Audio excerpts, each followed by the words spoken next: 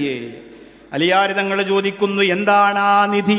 ഫാത്തിമ റളിയല്ലാഹു അൻഹ പറഞ്ഞു കൊടുക്കുകയാണ്, അള്ളാഹുവിന്റെ റസൂൽ ഷഫീഉന മുഹമ്മദ് മുസ്തഫ സല്ലല്ലാഹു അലൈഹി വസല്ലമ തങ്ങൾ പറഞ്ഞു കൊടുത്ത ദുആ. 3 പ്രധാനപ്പെട്ട കണ്ടന്റാണ് ആ ദുആയിലുള്ളത്.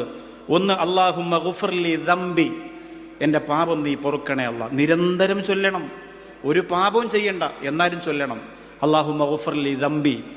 രണ്ടാമത്തത്, വവസ്സിഅലി ഫീ ദാരി, എൻ്റെ വീട് നീ വിശാലമാക്കണേ അല്ലാ. എന്ന് പറഞ്ഞാൽ 50,000 സ്ക്വയർ ഫീറ്റ് എന്നല്ല, വിശാലത എന്ന് പറഞ്ഞാൽ അങ്ങനെയല്ല, സഹിക്കാനും ക്ഷമിക്കാനും പൊരുത്തപ്പെടാനുമുള്ള വിശാലത, അതാണ് വിശാലത. ചെറിയ വീടായിരിക്കാം. റമളാന്റെ വിലപ്പെട്ട രാവിലും പകലിലും ഈ ദുആ നിങ്ങൾ കൊണ്ടു നടക്കണം. ഒന്ന്, അല്ലാഹുമ്മ ഗുഫ്ർലി ദംബി. 2, വവസ്സിഅലി ഫീ ദാരി. 3-മത്തത്, വബാരിക് ലീ ഫീമാ റസഖ്തനീ.